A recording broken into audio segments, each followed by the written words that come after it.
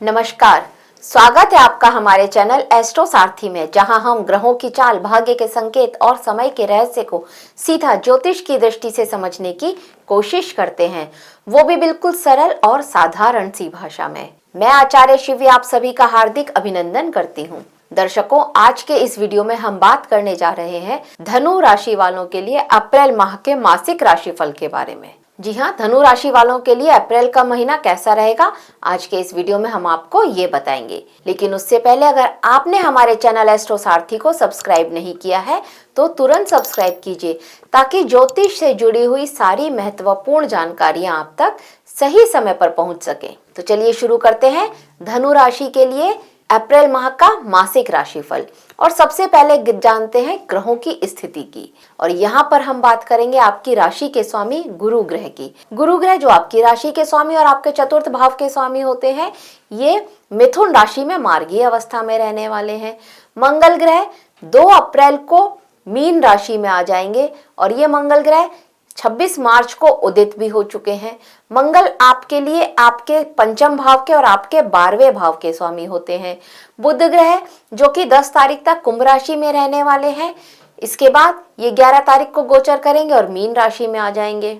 बुध ग्रह मीन राशि में नीच के होते हैं, 30 तारीख को ये गोचर करेंगे और मेष राशि में आ जाएंगे। बुध ग्रह आपके लिए आपके सप्तम भाव के और आपके दशम भाव के स्वामी होते हैं। शुक्र ग्रह की बात करें तो शुक्र ग्रह 18 तारीख तक कुंभ राशि में रहने वाले हैं। इसके बाद ये 19 तारीख को गोचर करेंगे और वृषभ राशि में आ जाएंगे, जहां पर ये स्वराशि के हो जाएंगे। तो शुक्र ग्रह आपके छठे और आपके लाभ भाव के स्वामी होते हैं।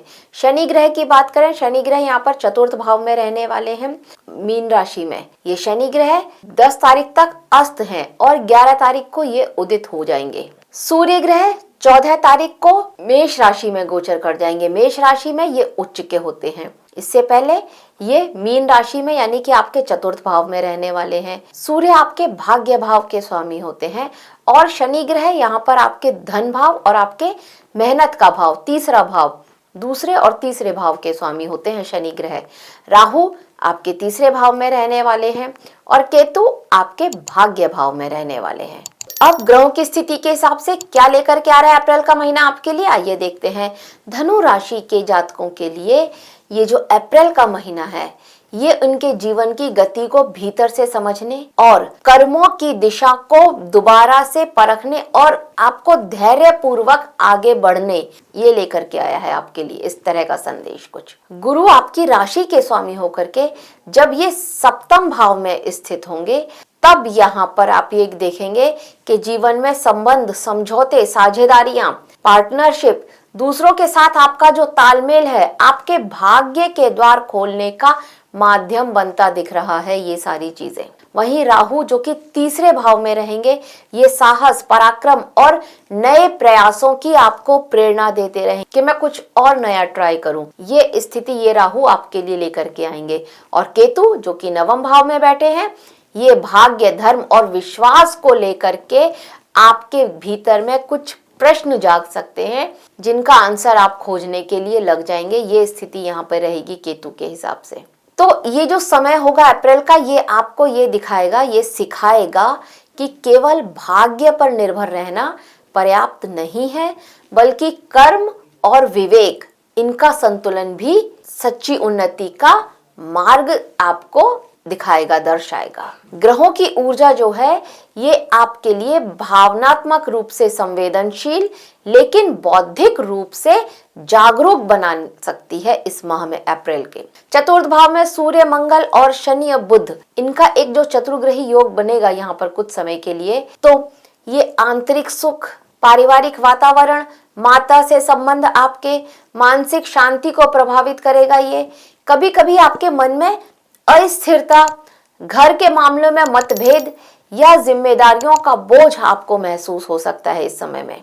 लेकिन यही योग आपको मानसिक दृढ़ता भी देगा, अनुशासन भी सिखाएगा और सूर्य जो कि आत्मसम्मान को जागृत करते हैं, ये आपके साथ करेंगे। बुध ये आपके विचारों को स्पष्टता देगा। इस कारण आप भावनाओं में बहने की बजाय विवेक से निर्णय लेंगे। आपके लिए श्रेष्ठ रहेगा। अप्रैल का महीना अच्छा ही रहेगा। अब देखा जाए ये जीवन के विभिन्न पहलुओं पर क्या असर डालेगा, जैसे आपके व्यवसाय पर। तो आपके करियर के हिसाब से देखा जाए तो यहाँ पर ये महीना कुछ मिश्रित फल लेकर के आएगा, लेकिन सकारात्मक परिणाम देगा। चतुर्थ भाव में यहाँ पर ग्रह जो है, इतने सारे जो ग्रह आपके लिए बन रहे हैं, इनकी सीधी दृष्टि दशम भाव पर पड़ रही है। तो यहाँ पर कुछ जातकों को स्थान परिवर्तन हो सकता है, विभाग में उनके बदलाव हो सकता है, घर से जुड़े कारणों से करियर में निर्णय लेने पड़ सकते हैं। मतलब आप अगर कहीं घर से दूर रहते हैं और आपको घर पर वापस आना है, तो इस वजह से आप अपने करियर में बदलाव कर सकते हैं। आपके करियर के बदलाव का एक रीजन ये भी हो सकता है। यहाँ पर शनि और सूर्य की स्थिति भी आपके दशम भाव पर पड़ेगी, तो कभी कभी अहम और टकराव की स्थिति भी उत्पन्न हो सकती है आपके वर्क प्लेस पर। ध्यान रखिएगा। अगर आप किसी प्राइवेट फर्म में काम करते हैं, प्राइवेट कहीं जॉब करते हैं, तो यहाँ पर आपके ऊपर वर्कलोड बढ़ सकता है, लेकिन आपकी मेहनत और निरंतरता आपको पहचान दिलाएगी। इस बात के लिए आपको तैयार रहना है।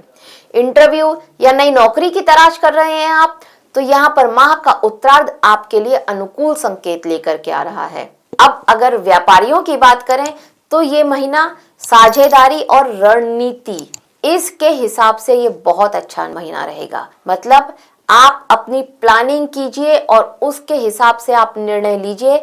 आपको आपके व्यापार में ग्रोथ होती हुई दिखेगी। गुरु जो कि आपकी ही स्वामी है, आपकी राशि के स्वामी हैं, ये सप्तम भाव में बैठे हैं, जो कि व्यापार का भाव होता है।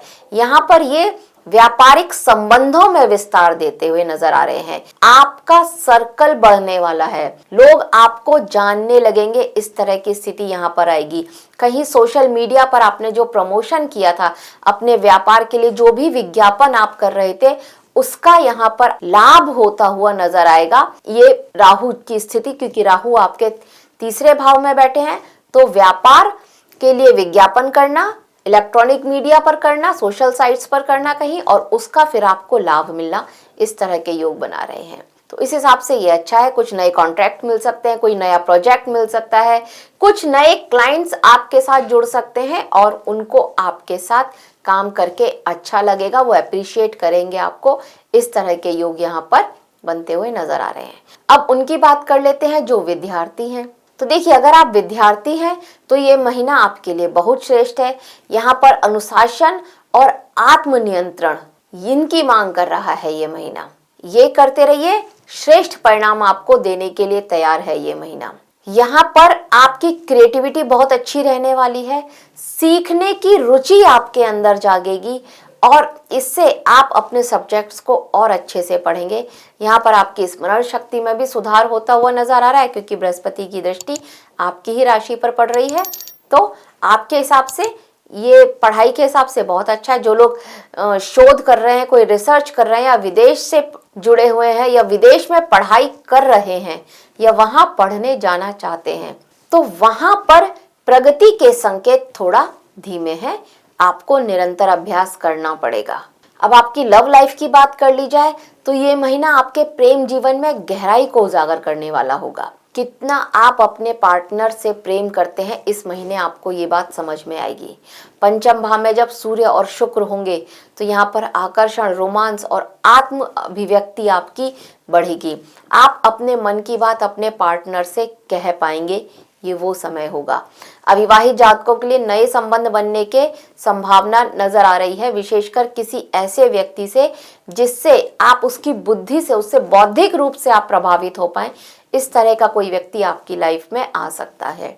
अब विवाहित लोगों की बात कर ली जाए तो जो लोग विवाहित हैं उनके लिए यह महीना समझदारी और सहयोग की परीक्षा लेकर के आ रहा है। गुरु का सप्तम भाव में स्थित होना दाम्पत्य जीवन में मूलतः शुभ है और जीवन साथी के साथ गहरे संवाद के अवसर आपको मिलेगा। मतलब आप जीवन साथी के साथ एक अच्छा टाइम स्पेंड करें, उनके साथ बातचीत करें, अपने दिल की बात करें। ये स्थिति यहाँ पर रहने वाली है आपके लिए अप्रैल के माह में। लेकिन कुछ मुद्दे, घर के मामले, कुछ माताओं से जुड़े मामले, आपके संपत्ति से जुड़े मामले, इस वजह से आपके बीच में मतभेद भी हो सकता है। अगर इस टॉपिक पर आपने बात करी तो इससे मतभेद हो सकता है। इस बात का आपको थोड़ा सा ध्यान रखना है। जीवन साथी का स्वास्थ्य और आपका क्रोध, इन दोनों बातों पर भी आपको ध्यान देना होगा। अब आपकी आर्थिक स्थिति की बात कर ली जाए तो ये महीना बैलेंस सिखाने के लिए आया है आपको। द्वितीय भाव के स्वामी शनि, शनि कहाँ बैठे हैं? चतुर्थ भाव में बैठे हैं आपके लिए। तो धन का जो आप उपयोग करेंगे ये घर संपत्ति या पारिवारिक जरूरतों को पूरा करने पर हो सकता है। आय के जो स्रोत हैं ये यहाँ पर स्थिर रहने वाले हैं। सोर्स ऑफ इनकम आपके लिए लिमिटेड ही रहने वाले हैं, इसमें कोई वृद्धि होती हुई यहाँ पर नजर नहीं आ रही। लेकिन खर्चे यहाँ पर आपके थोड़ा बढ़ते हुए नजर आ रहे हैं, तो इस बात को आपको थोड़ा ध्यान देना होगा। हाँ, एक बात जो बहुत अच्छी है, आपने कहीं निवेश किया हुआ था पुराना, उस निवेश से अब आपको लाभ हो रहा हो, इस तरह के योग बन रहे हैं। और नया निवेश कर रहे हैं तो अवश्य ही किसी जानकार की सलाह के साथ कीजिएगा, नहीं तो वहां पर हानि के योग भी दिखा रहा है। पुराने निवेश से फायदा, पर नया निवेश कर रहे हैं तो जानकार की सलाह से कीजिए। अब अगर आपके वाहन या संपत्ति की बात कर ली जाए तो यहाँ पर आपके चतुर्थ भाव में शनि का होना ये बता रहा है कि आप भूमि, भवन, वाहन ये खरीदना चाहते हैं और वाहन खरीदने के योग यहाँ पर बहुत ज्यादा स्ट्रांग बनते हुए नजर आ रहे हैं। वाहन आप खरीद सकते हैं, आपके लिए ठीक रहेगा इस माह में खरीदना। और कुछ लोग जो अपने घर की मरम्मत करना चाहते थे या कुछ पुनर्निर्माण करना चाहते थे, अब वह भी कर सकते हैं, उनके लिए भी यह माह बिल्कुल ठीक है। घर को आप किराए पर रहते और अपना घर बदलना चाहते थे तो इस माह वो बदलने के भी चांसेस यहाँ पर बनते हुए नजर आ रहे हैं। आपकी कोई प्रॉपर्टी का विवाद चल रहा था तो अब वो विवाद का आपको कोई सॉल्यूशन मिले, कोई फैसला आपके हित में आना शुरू हो, इस तरह के चांसेस भी यहाँ पर बन सकते हैं इस माह में। अब अगर आपके स्वास्थ्य के हिसाब से देखा जाए तो स्वास्थ्य के हिसाब से ये महीना सिर्फ आप अगर अपनी थोड़ी सी देखभाल कर लेंगे तो आपके लिए बहुत अच्छा है। किसी तरह की कोई बड़ी बीमारी के योग यहाँ पर बनते हुए नजर नहीं आ रहे हैं। छोटी मोटी सीजनल बीमारियां यहाँ पर आपको हो सकती हैं। हाँ, नींद की कमी अवश्य ही नजर आ रही है और पारिवारिक चिंताओं की वजह से स्ट्रेस होता हुआ नजर आ रहा है। तो आप अगर अपना देखभाल कर लेते हैं, छोटा मोटा व्यायाम कीजिए, प्राणायाम कीजिए, आप कुछ मॉर्निंग वॉक करना शुरू कर दीजिए, इससे आपको बहुत लाभ होगा यहाँ पर।